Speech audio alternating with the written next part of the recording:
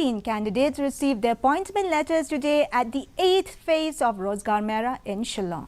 The 8th phase of Rozgar Mela 2023 was organized at the headquarters of Directorate General of Assam Rifles at Latcor, Shillong today.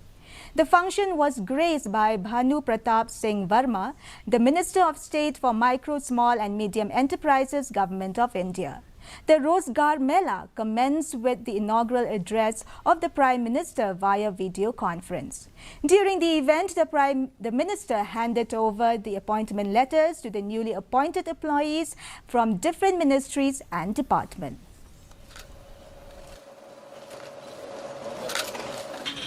Modi ji ने देश को आश्वासन दिया था कि 1 साल में करीब 10 लाख लोगों को और नौकरियां देंगे। उसी के तहत ये कार्यक्रम चल रहा है।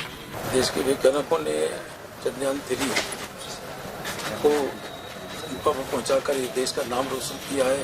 पूरा देश कुशलता के साथ हर्षोल्लास मना रहा है और बधाइयां भी दे रहा है।